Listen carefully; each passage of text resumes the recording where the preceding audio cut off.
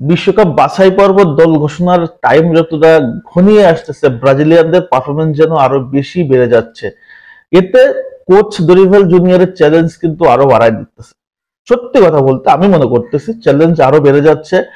যে স্টেটমেন্ট প্লেয়াররা দিচ্ছে মাঠে, সেটা কিন্তু অবশ্যই প্রত্যেকটা প্লেয়ারই দল ডিজার্ভ করে। বিশেষ করে গত রাত্রে গত রাত্রে ম্যাথিউস কুন্যা তার ক্লাসটা আরো একবার দেখাইলো এবং কনসিস্টেন্টলি টানা 4 ম্যাচে গোল করছে। এই ভদ্রলোক এক কথায় এই টোটাল সিজন জুড়ে সবাইকে আসলে ভুল প্রমাণ করে দিছে এবং গোলের পর গোল করেই যাচ্ছে। এবং যেখানে তার দল গতকালকে জিতছে, তারপরেও এই প্লেয়ারটা কিন্তু রেগুলারলি গোল করতেছে। দল হারলেও গোল করে, দল জিতলেও গোল করে। সো এই ম্যাথিউস কুনা যে কোনো দলের জন্য একটা অ্যাসেট, যে কোনো দলের জন্য অ্যাসেট।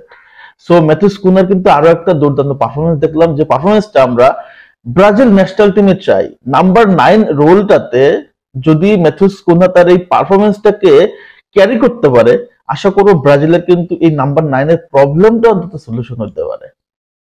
সলিউশন অবশ্যই হতে পারে। ব্রাইটনের হয়ে গতকালকে গোল করছে জও পেড্রো এবং একটা অ্যাসিস্টও করছে।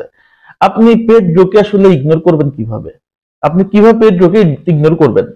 সেও কিন্তু রেগুলারলি পারফরমেন্স করছে এবং ব্রাইটনের হয়ে ম্যাক্সিমাম ম্যাচগুলোতে সে কিন্তু তার ক্লাসটা দেখাচ্ছে। সো পেড্রো কিন্তু একটা ভালো ক্যান্ডিডেট হইতে পারে, কিন্তু আপনি তো সবাইকে সুযোগ দিতে পারবেন না। সো পেড্রো কিন্তু দেখালো ব্রাজিল দল ঘোষণা করার আগে তার ক্লাসটা, গোল, অ্যাসিস্ট, পারফরমেন্স, অগ্নিঝরা পারফরমেন্স। সত্যি কথা বলতে অগ্নিঝরা পারফরমেন্স আমরা দেখলাম পেড্রোর কাছ থেকে।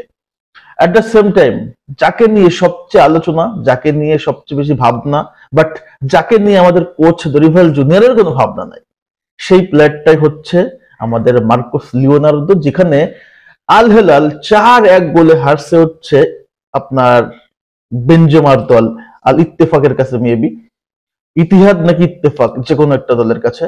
সো সেই দলের কাছে হারার পরেও অন্তত মার্কোস লিওনার্দো তার কাজটা ঠিকঠাক করে গেছে এবং সে কিন্তু এটা গোল করছে। এই প্লেয়ারটা এই সিজন জুড়ে তার ক্লাসটা দেখাচ্ছে এবং কিভাবে আসলে গোল আদায় করতে হয়, কে ফিনিশিং করতে হয়, সেটা কিন্তু লিওনার্দো দেখাচ্ছে।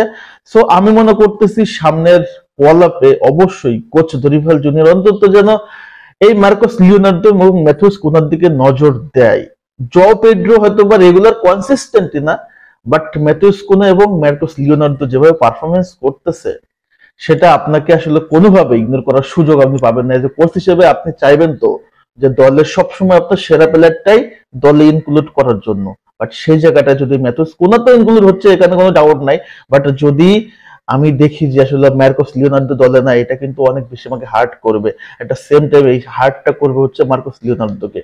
এবং যদি মার্কোস লিওনার্দো কল আপে ডাক না পাই, সে 100% চ্যালেঞ্জ নিবে এবং খুব আর্লি সে আসলে সৌদি থেকে অন্য কোনো ক্লাবে শিফট করার চিন্তা করবে। তা না হলে তার মতো একটা উজ্জ্বল ফুটবল ক্যারিয়ারের একটা স্ট্রাইকার, তো চমৎকার একটা স্ট্রাইকার ব্রাজিল ন্যাশনাল টিম থেকে বিরত হবে শুধুমাত্র টাকার নেশায়। আমি মনে করি যে মার্কোস লিওনার্দোর ডাকা উচিত কোচ দরিভাল জুনিয়রের। এখন দেখার বিষয় দরিভাল জুনিয়র কি করে। সেম টাইম লাস্ট ফিনিশিংটা করবো হচ্ছে রাফিনাকে দিয়ে। রাফিনা শেষ রাত্রে যে ঝলকটা দেখাইলো, এবং রাফিনার ঝলক তো আমরা বার্সেলোনাতে সবসময় দেখতেছি, এবং ব্যালন্ডার উইনার ঝলক। একটা অ্যাসিস্ট পাইছে, গোল একটা পেতেও পাই না, একটা ওয়ান টার্গেট শট ছিল।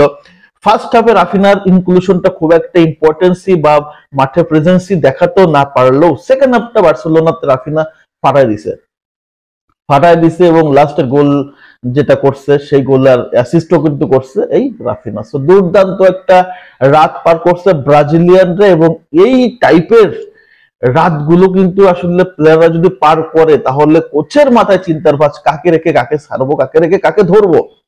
সো দেখা যাক শেষ পর্যন্ত আসলে দরিভাল জুনিয়র কি সিদ্ধান্ত নেয় বা কাকে কাকে দলে ইনক্লুড করাই।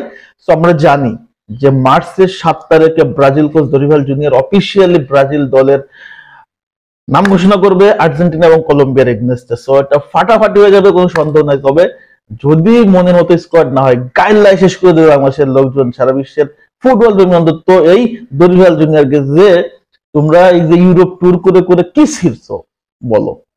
তো যাই হোক, আলোচনা এতটুকুই। গত রাত্রে এই যে ব্রাজিলিয়ানদের পারফরমেন্সটা, এই যে বিশ্বকাপ বাছাই করার আগে ম্যাচ দল ঘোষণা করার আগে যে পারফরমেন্সটা তারা দিচ্ছে, কি মনে হচ্ছে আপনার? কে কে ডাক পেতে পারে সেটা কিন্তু কমেন্টস করতে ভুল করবেন না। ওকে, ধন্যবাদ। আল্লাহ হাফেজ।